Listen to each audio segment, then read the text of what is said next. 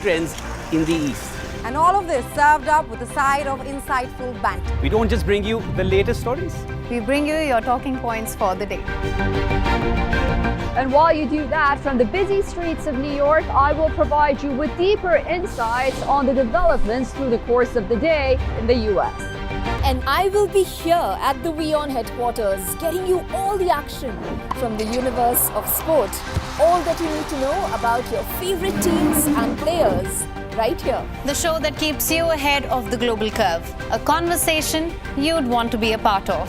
A place where news becomes an engaging exchange. We bring you stories that impact your present. This is World DNA. Join the conversation.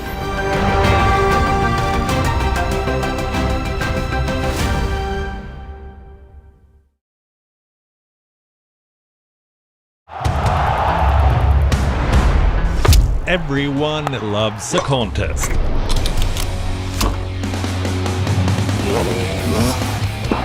But sport isn't just about victory and defeat. When the GOATs in sport speak, you hear it first on WION. You have to play good cricket over a period of time. I actually pushed myself right out of the damn tournament. We go beyond the stats. Our stories are quoted the world over. At WION, sport is part of our DNA. Come, join us on this journey. Weekdays 6:30 p.m. IST, 1 p.m. GMT.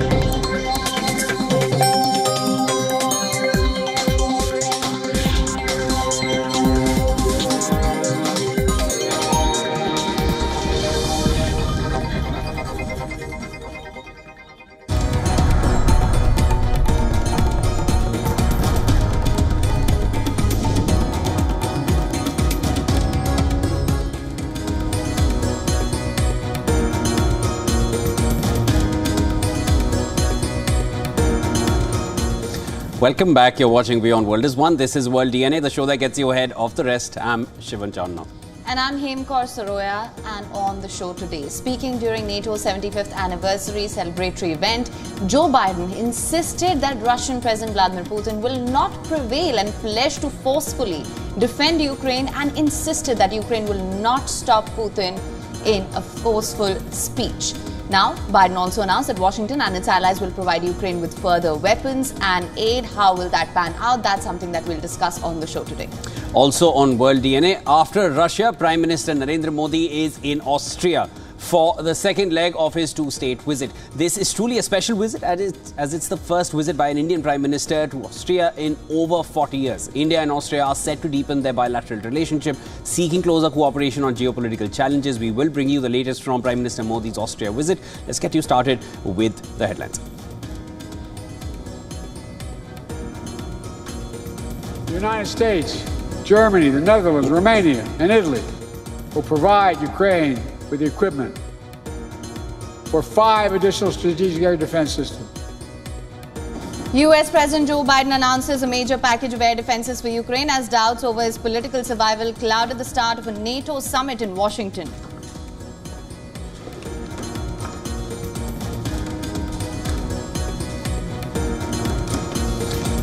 Joe Biden's faltering re-election bid receives some much-needed support from senior Democrats, even as the party's lawmakers fell short of a consensus on keeping the president as their 2024 White House nominee.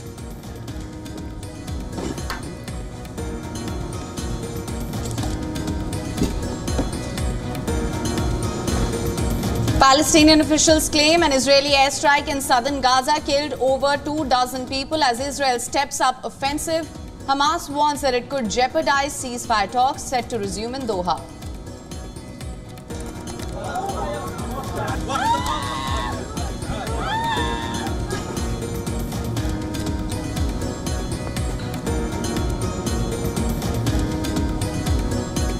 Israeli police say 2 people were killed by rocket fire in the annexed Golan Heights on Tuesday, the latest victims of months of cross-border clashes between Lebanon's Hezbollah and Israeli forces.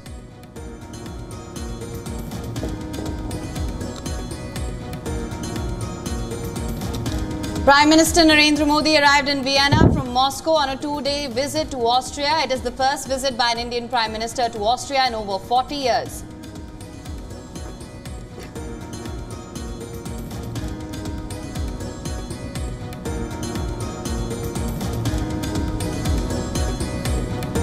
At least 8 people killed in the southern United States after Storm Beryl felled trees and caused heavy flooding before being downgraded to a post-tropical cyclone on Tuesday.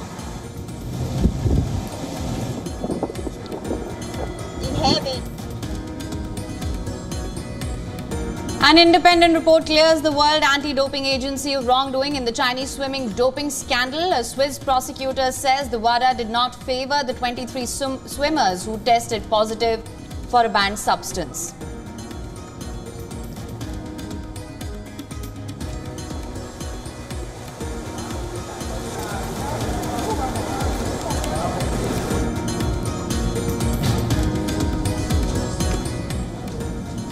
The 75th anniversary summit of the North Atlantic Treaty Organization, NATO, kick-started in Washington. Well, US was divided over President Joe Biden's viability on the growing perception that he is infirm and aging rapidly. Now, the 81-year-old host tried to show allies at home and abroad that he still can lead. Okay, come forward.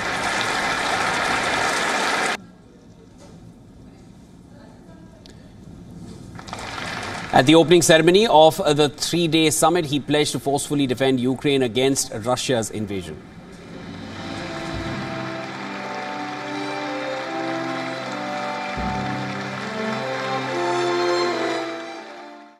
Putin's war of aggression against Ukraine continues, and Putin wants nothing less than Ukraine's total subjugation, to end Ukraine's democracy, to destroy Ukraine's culture, and to wipe Ukraine off the map. And we know Putin won't stop at Ukraine, but make no mistake, Ukraine can and will stop Putin. The United States and its allies have pledged to deliver 5 additional air defense systems, including Patriot missile batteries and components. Ukrainian President Vladimir Zelensky, in his address at the summit, pushed for further military support.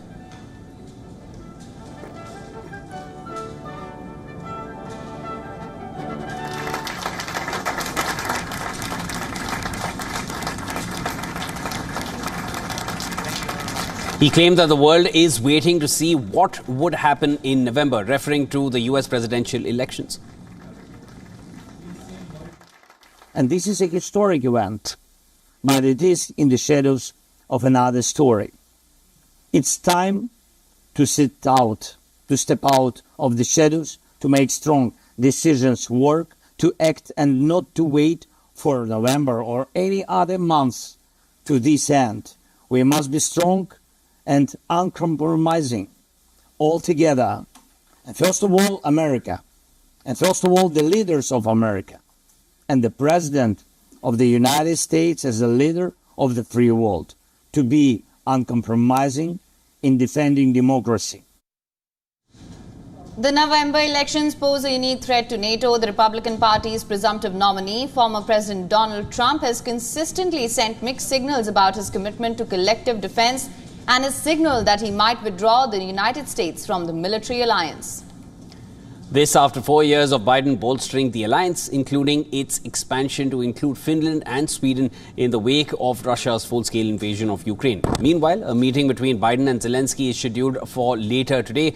As for the White House, the meeting is to discuss the West's unwavering support for Kiev as it continues to defend itself against Moscow. And for more on this, our correspondent Susan Tehrani has sent us this report from New York. Listen to this. President Biden is using this NATO summit to showcase his stamina and leadership abilities on the international stage amid concerns about his mental acuity and fitness for re-election. Biden's message of unity and commitment to NATO was not only aimed at international allies, but also his Democratic supporters here at home who are watching very closely.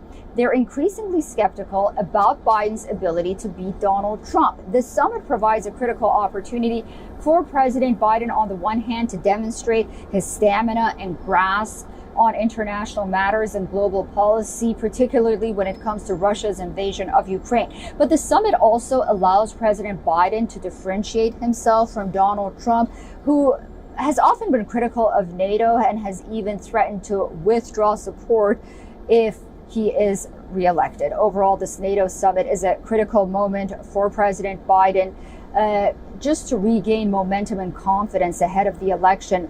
He gave a speech on Tuesday using a teleprompter, but one of the real tests for the president will be that solo press conference that has been scheduled for Thursday. Susan Tehrani reporting from New York for WION The World is One. Now, there are growing apprehensions within the blue camp regarding Biden's candidacy for the U.S. presidential elections. However, the top congressional Democrats are unwilling to ask Biden to step aside, despite grave concerns regarding his age. Right now, of course, there are growing concerns about his age, mental ability, competency to win elections against his rival, Donald Trump. During the first meeting of House Democrats in the Capitol Hill since Biden's disastrous debate performance, the lawmakers from across the political spectrum raised fears about Biden's viability as a candidate. But no Democratic leader is willing to ask the U.S. president to withdraw. Instead, they held a 2-hour private meeting to discuss Biden's shortcomings. The discussion, described by Democrats as a listening session, seemed to mirror the larger public discourse around the president in recent days, with some Democrats affirming their support for Biden, while others saying they'd reserve judgment until they saw more of the president in public. If Joe Biden's our candidate for president, I'm really worried about what's going to happen in November. And I don't want to elect a man who calls veterans who die in service loony. You know, the fighting spirit and pride and courage that served the country so well 4 years ago helped Joe Biden win. We'll bring the ticket down this time. He just has to step down because he can't win. And my colleagues need to recognize that a dismissive letter is not going to change any minds. Meanwhile, following closed-door huddles among Senate Democrats, Senate Majority Leader Chuck Schumer said that he is supporting Biden in his U.S. presidential race. Are you confident that President Biden has what it takes to win in November and serve the next 4 years? As I've said before, I'm with Joe. Senator, yes. When asked if the Democrats were leaving the discussion on the same page, one representative of Tennessee said that the Democrats were not even in the same book. The divisions within the blue camp include a vocal group of members who continue to say that Biden should step aside for the good of the party. Meanwhile, several other Democrats stressed that Biden was the nominee of the party and needs to return to campaigning. A total of 7 Democrats have called on Biden to step aside. The latest to join the list is Representative Mickey Sherrill of New Jersey, who has become the 7th House Democrat to call on Biden to step aside. Sherrill is also the first congressional Democrat to call on Biden to withdraw his candidacy. However, Biden remains adamant on running for the U.S. presidential race. In a lengthy letter to Democrats, Biden said that it is time for the party to come together so that they can have the best chance at defeating Donald Trump. Trump and the MAGA Republicans represent an extremism that threatens the very foundations of our republic. All right, let's shift our focus now. Palestinian officials have said that an Israeli airstrike in southern Gaza Strip killed over 24 people. And this happened while they were advancing tanks in Gaza City, forcing residents to flee under fire. Israel has stepped up an offensive that Hamas warns can jeopardize ceasefire talks.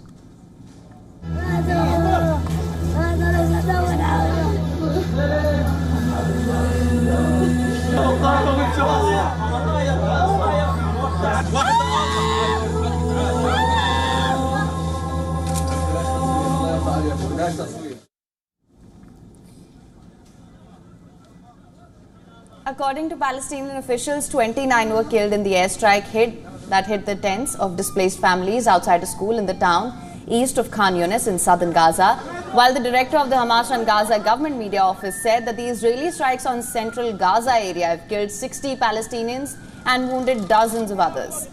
Residents say that the Israeli tanks pushed into the Tel Al-Hawa, Shijaya and Sabra neighborhoods of Gaza City, shelled roads and buildings, forcing them to flee their homes. And this was followed by Israeli military orders to evacuate several districts in eastern and western Gaza City. On Gaza City's front lines, the armed wings of Hamas said that their fighters battled Israeli forces with machine guns, mortar fire and anti-tank missiles and killed and wounded Israeli soldiers. Meanwhile, the Gaza ceasefire negotiations will resume in Doha today, then will return to Cairo in the morning. The development comes after the talks between Egyptian President Abdel Fattah al-Sisi and US Central Intelligence Agency Director William Burns. 9 months of war and displacement has caused a hunger crisis. The UN said that the recent deaths of several more children from malnutrition in the Gaza Strip indicate that famine has spread throughout the coastal enclave. On the other hand, the Pentagon confirms that the pier built by the US military to bring humanitarian aid to Gaza will be reinstalled to be used for several days to deliver additional aid. But then the plan is to pull it out immediately and permanently. According to US officials, the goal is to clear whatever aid has piled up in Cyprus and on the floating dock offshore and get it to the structure area on the beach in Gaza.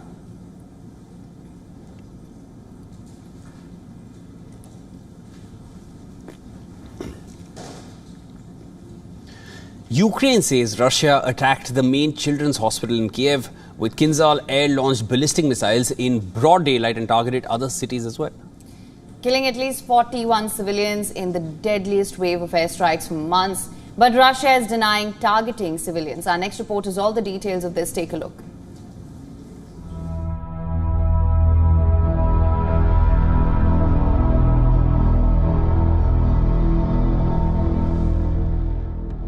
This is the moment a Russian missile hit Kyiv's main children's hospital. In a rare daytime attack, Russia launched a barrage of missiles on cities across Ukraine on Monday.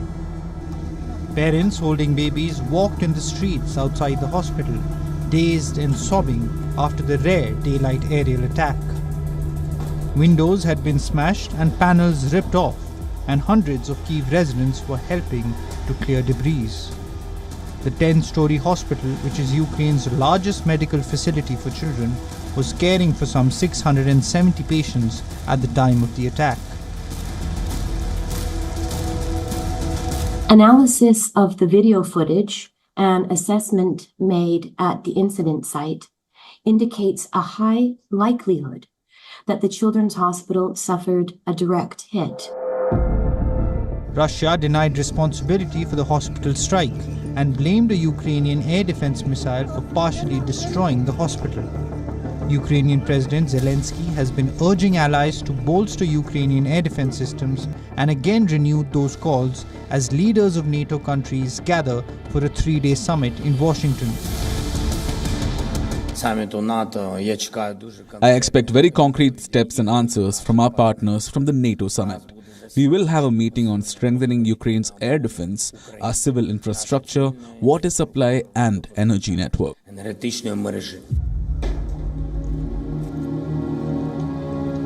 Big Ukrainian businesses have rushed to announce donations to rebuild the children's hospital. Ukraine is observing a national day of mourning and flew its flags at half-mast in the capital and other cities.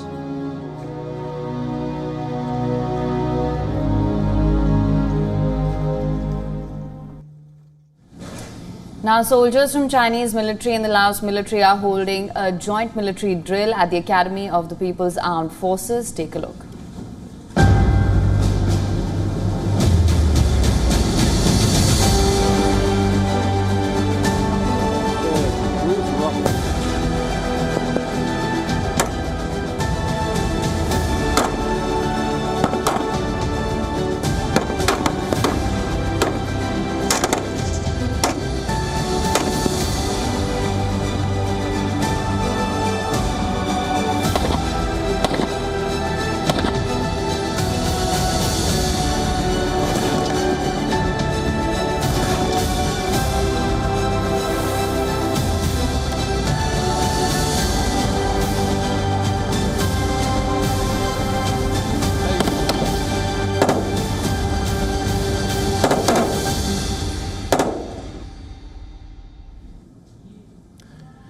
While the new Popular Front alliance in France has been successful in stalling a far-right wave in wake of the snap election results, coalition wars are already popping up. Right. Founder and leader of the far-left party, France Unbowed, or LFI, Jean-Luc Mélenchon, is proving to be a divisive figure amid the alliance. This as the veteran firebrand leader fixes his gaze on the Prime Minister's post. More details in our next report. Jean-Luc Mélenchon has been the face of French left-wing politics for decades. The fiery orator is one of the most divisive political figures, enthusing some voters while horrifying others. He's currently the leader of France Unbowed, the largest party in the new Popular Front alliance that scored a shock victory over the far right in France's recent snap legislative election. The president has the duty to call on the new Popular Front to govern. The 72-year-old held various ministerial posts back when he was a member of the Socialist Party. He ran for president 3 times in 2012, 2017 and 2022, improving his score each time. In 2017, he ran on a platform of taxing the super rich at a rate of 90%. Long live the Republic, long live the working class, long live France. Mélenchon is known for his unbridled tax and spend proposals, class war rhetoric and controversial foreign policy positions, particularly his support for Gaza. Critics accuse him of anti-Semitism, which he denies. His mainstream opponents were also quick to say they wouldn't do business with him. And the UK is looking to salvage funds already sent to Rwanda as part of the now scrapped asylum deal. Following a resounding victory at last week's general election, the new British Prime Minister Keir Starmer torpedoed the arrangement with the East African nation, saying that the party long viewed it as, quote-unquote, an expensive gimmick. UK is believed to have sent $282 million to Rwanda by the end of 2023. A deal was signed for an upfront investment of $153.6 million to facilitate the implementation of the 5-year agreement. Now, the new Labour-led government now seeks to recoup the funding to set up a new border security command to deal with small boat crossings. Starmer called the plan a farce at a presser last week. He argued that spending $512 million on a plan without sending anybody to Rwanda explains that the deal was quote-unquote dead and buried even before it started. He added that the Rwanda plan, in fact, was never a migrant deterrent. Look, the Rwanda scheme was dead and buried before it started. It's never been a deterrent.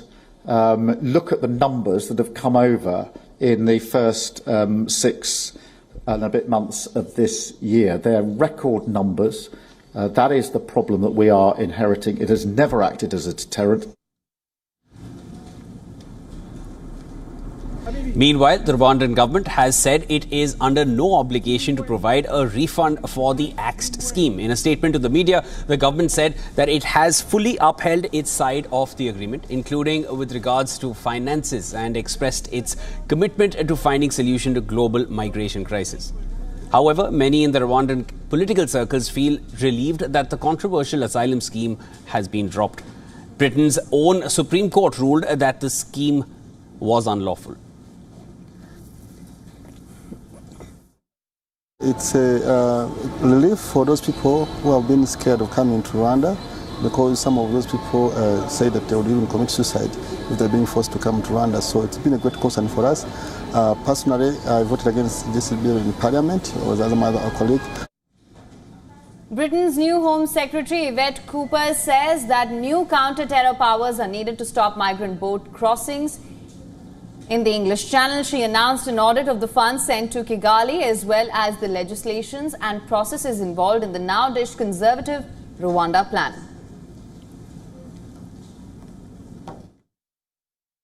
Well, the Prime Minister has obviously set out the position on the Rwanda scheme, where, as we know, the Conservatives ran this scheme for 2.5 years and sent simply 4 volunteers, as well as hundreds of millions of pounds. I will be auditing all of the details around the money and the legislation and the processes. The UN peacekeeping mission in the Democratic Republic of Congo has decided to pause its withdrawal with no timeline set for the next phase. Right, this followed the initial phase, which the one in June. The government and mission said that conditions have not yet been met to warrant progress on the next phase. More details in our next report. Take a look. The United Nations peacekeeping mission in Democratic Republic of Congo will pause its withdrawal, the government and mission have said. The peacekeepers have been in Congo for 25 years to quell insecurity caused by armed groups fighting over territory and resources. But last year, President Felix Tshisekedi asked the mission to fast-track its withdrawal. The first phase in South Kivu province was completed on June 25th. Congo's ambassador to the United Nations, Zenon Mukongo Ngey, said on Monday. It had been scheduled for completion by April. But Ngey indicated that conditions had not yet been met for the next phase in North Kivu. He blamed neighbouring Rwanda for an escalation in clashes in the rest of East. Congo and the United Nations have long accused Rwanda of backing the M23 rebel group. Rwanda denies the allegations. Bintu Keita, head of the UN peacekeeping mission, said there was no timeline for a withdrawal from the North Kivu or Ituri provinces, saying, "We see what comes next based on the reality on the ground." And with that, it's time now for a short break. Don't go anywhere. This is World DNA. We will be back on the other side. After Russia, Prime Minister Narendra Modi is in Austria for the second leg of his two-state visit. The two nations are set to explore ways to further deepen their bilateral relationship as they seek closer cooperation on several geopolitical challenges. What will this trip bring for India? We will be bringing you a brief report on that as Prime Minister Modi is in Austria.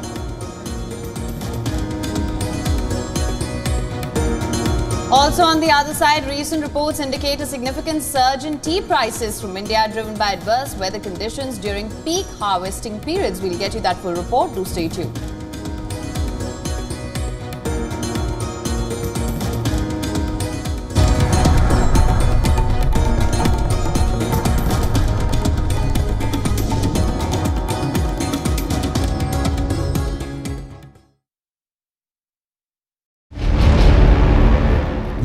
Not going back to ECOWAS. We are better alone.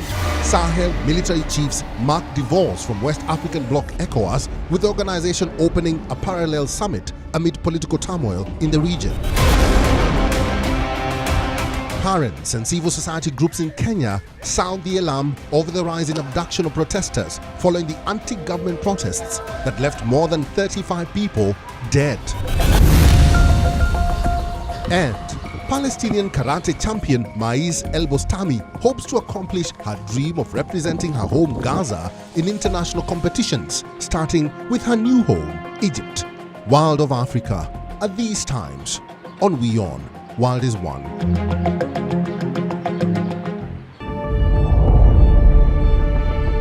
The Earth is sending distress signals. Wildfires, droughts, and melting glaciers. Can we reverse the damage? Explore the harrowing effects of climate change. It's a wake-up call. Global emergency. Climate Tracker on WION World is One. From the bustling trading floors of Wall Street to the vibrant exchanges of Asian stock markets, WION breaks it down for you to make sense of what's happening, as we reveal the key factors behind events, strategic battles, and the game-changing business decisions that shape the world. We bring you all of this and more on World Business Watch. Namaste. Hello friends. We did Dr. Subhash Chandra show, popularly known as DSC show, for 4 years, from August 2014 to August 2018. 28 states of Bharat. Of course, we reached out to all of you in 190 countries across the world. The show was very successful. Each episode was being watched by almost 25 million people every week. For past 6 years, the demand of the show has never died down. People write to us, people ask for the show to restart again. Hence, we are beginning the show once again on All Z Network, also on WION, which is the global network channel from India. Again, thank you for your love and affection. See you soon at Subhash Chandra Show.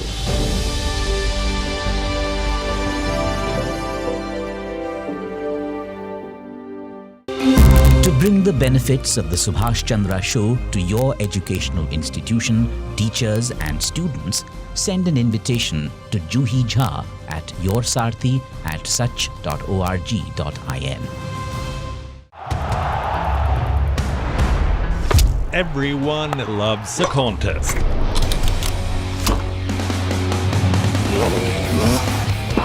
But sport isn't just about victory and defeat. When the GOATs in sport speak, you hear it first on WION.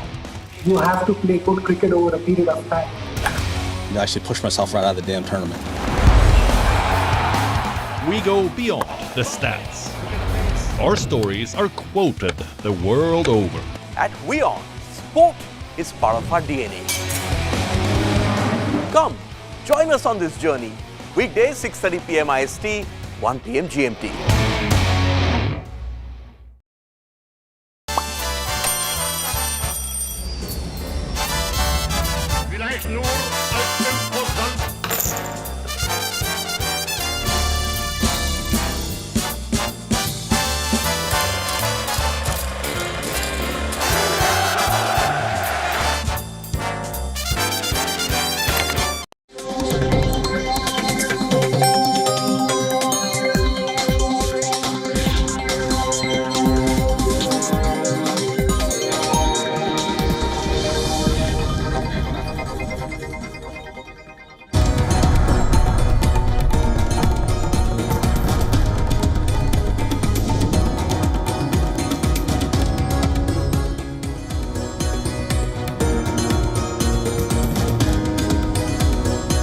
Welcome back to World DNA. Thank you so much for staying with us. Lots lined up for you on this side of the show. Let's start by looking at the headlines first.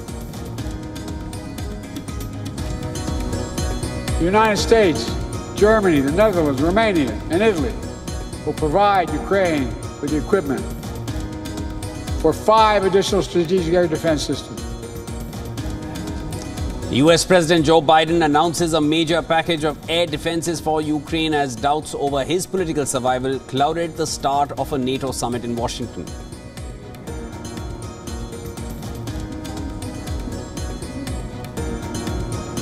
Joe Biden's faltering re-election bid receives some much-needed support from senior Democrats, even as the party's lawmakers fell short of a consensus on keeping the president as their 2024 White House nominee.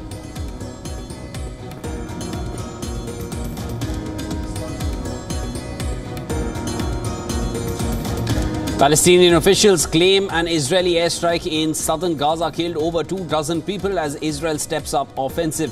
Hamas warns it could jeopardize ceasefire talks set to resume in Doha.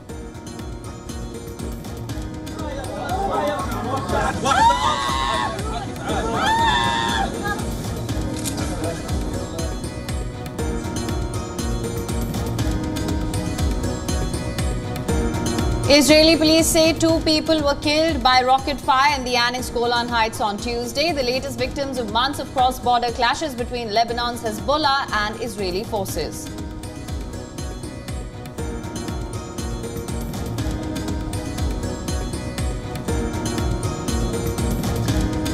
Prime Minister Narendra Modi arrived in Vienna from Moscow on a 2-day visit on a state visit to Austria. It is the first visit by an Indian Prime Minister to Austria in over 40 years.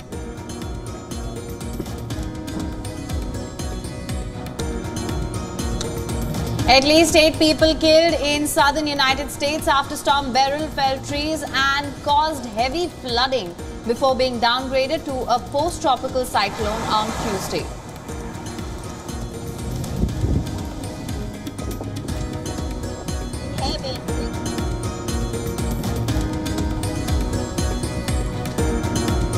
With 7 more deaths in the past 24 hours, the death toll in Assam floods rises to 79 since May. Water levels of the Brahmaputra and its tributaries recede below danger levels in most regions.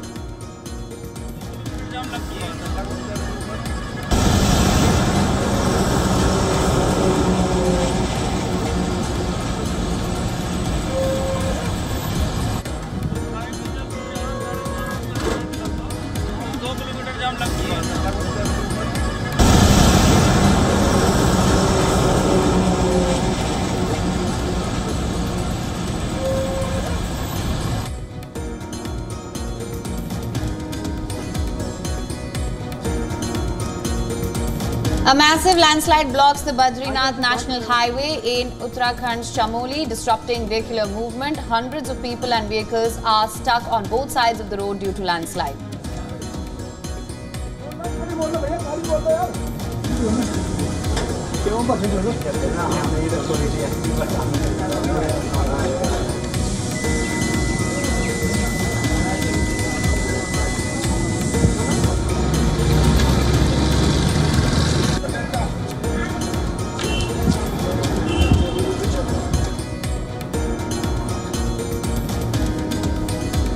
An independent report clears the World Anti-Doping Agency of wrongdoing in the Chinese swimming doping scandal.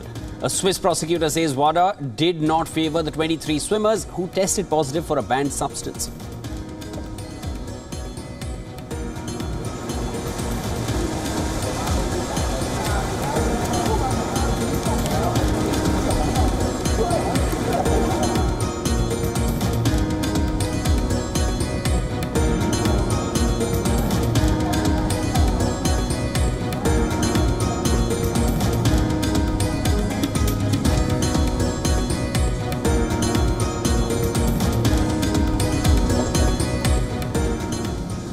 After Russia, Prime Minister Narendra Modi is in Austria for the second leg of his two-state visit. Well, the two nations are set to explore ways to further deepen their bilateral relationship. We're talking about India and Austria here as they seek closer cooperation on many geopolitical challenges.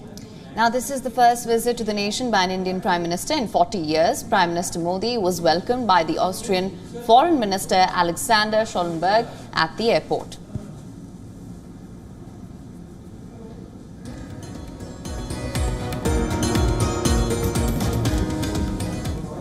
Shortly after landing, he met Austrian Chancellor Karl Nehammer and attended a dinner hosted by the Chancellor.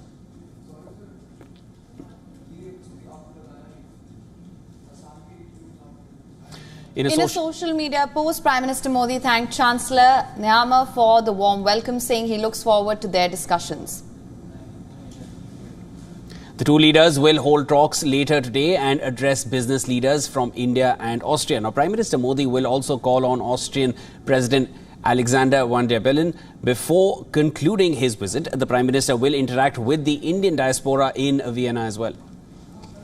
Before heading to the Central European nation, Prime Minister Modi's first stop was in Russia for the 22nd India-Russia summit. During the visit, India and Russia inked 9 agreements on trade, climate and research. Now, according to a joint statement, India and Russia agreed to develop a bilateral settlement system using national currencies. They expanded cooperation in key energy sectors, including nuclear energy, oil, refining and petrochemicals. Now, the major thrust of Putin and Modi's talks was on economic engagement and the newly proposed Chennai-Vladivostok Eastern Corridor, fertilizer supply from Russia to India, which was a part of the discussions as well. Most significantly, Russia and India have now set a bilateral trade target of $100 billion by 2030.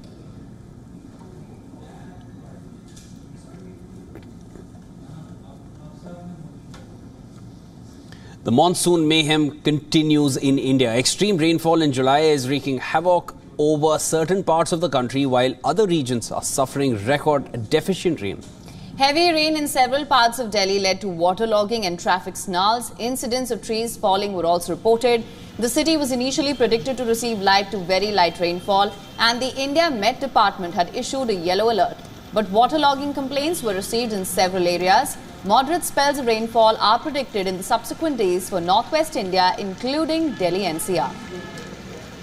In the northeastern state of Assam, the death toll in floods has now risen to 79, with 7 more deaths recorded in 24 hours, including 4 children.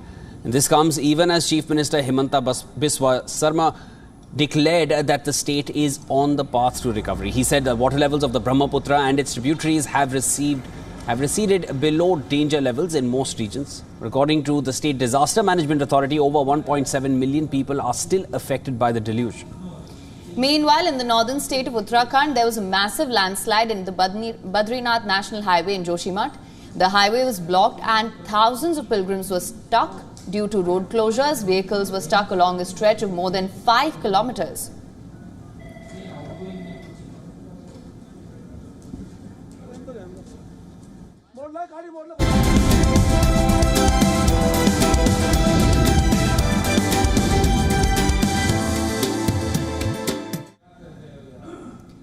Moving on now, recent reports indicate a significant surge in tea prices from India, driven by adverse weather conditions, and this, of course, during the peak harvest season. Well, heat waves and floods have severely impacted production in key tea growing regions, notably Assam, where more than half of the country's tea originates. The production line has been exacerbated by governmental pesticide bans, further straining output capabilities. Now, in May 2024 alone, tea production had plummeted by over 30% year-on-year to 90.92 million kilograms, marking the lowest output for that month in over a decade. Subsequent months saw some recovery due to improved rainfall, yet July's flooding in Assam has once again disrupted harvesting activities, leading to an anticipated shortfall of 15 to 20 million kilograms during what is typically a peak period. Consequently, average tea prices surged by nearly 20% by June compared to last year. Compared to the previous, the last year, this price hike is expected to persist, with projections suggesting a 16 to 20% increase for the year. Despite these challenges, tea exports from India have remained robust, showing a 37% increase in the first 4 months of 2024 compared to the previous year, driven by heightened demand post-pesticide bans. For consumers globally, this trend signifies potential increases in tea prices on the shelves, particularly affecting markets dependent on Indian tea imports like Egypt, the United Kingdom, Iraq, Iran and Russia. The higher prices may also influence consumer behavior, possibly leading to shifts in consumption patterns or adjustments in purchasing decisions in response to the heightened cost of one of the world's most consumed beverages.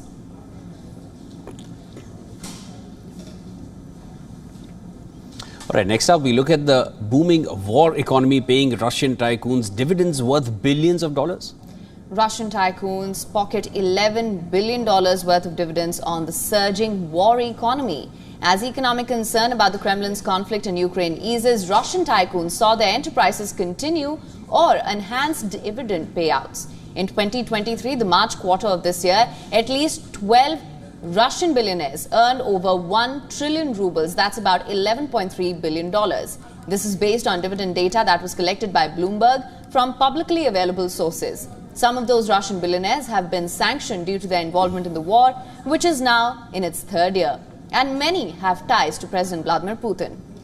With dividends totaling about 186 billion rubles, Alkipirov, a major shareholder and a former president of oil behemoth Lukoil PJSC, topped the list. The United States and the European Union have not penalized him yet, but he is facing sanctions in Australia and the United Kingdom.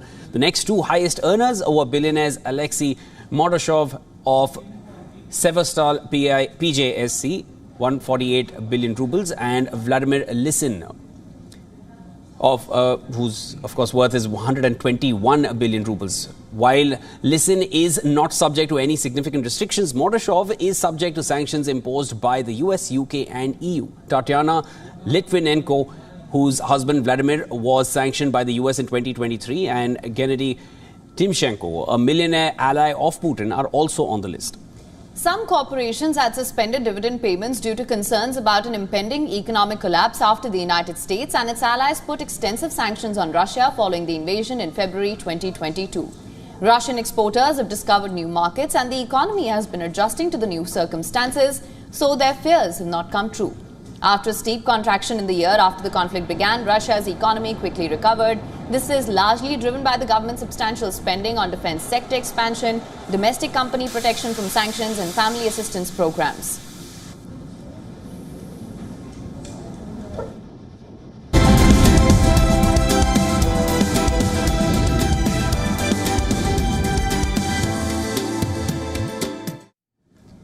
All right, on to developments now from the world of technology. Australia's official cybersecurity agency, it has accused a China-backed hacker group of stealing passwords and usernames from 2 unnamed Australian networks in 2022. A joint report led by the Australian Cybersecurity Centre states the hackers conducted malicious cyber operations for China's Ministry of State Security.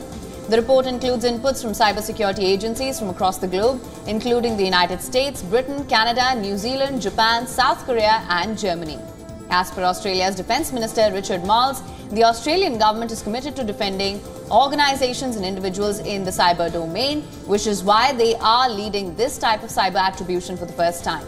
Interestingly, the report comes as Australia and China are rebuilding ties after a period of strained relations.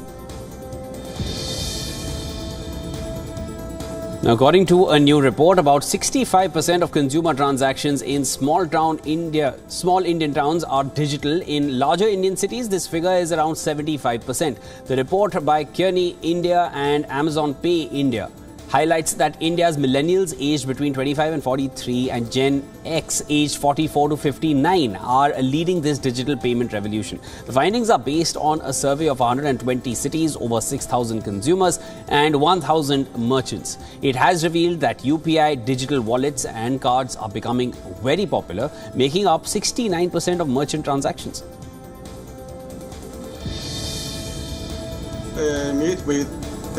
China is leading the world when it comes to the adoption of generative AI technology, and according to a survey conducted by SAS and Goldman Sachs, around 83% of Chinese respondents said that they use generative AI. China's AI adoption rate is higher than the United States. Only 65% of US respondents said that they use generative AI, and over 1,600 decision makers from various industries participated in the survey. This included industries like banking, insurance, healthcare, telecommunications, manufacturing, retail, and energy.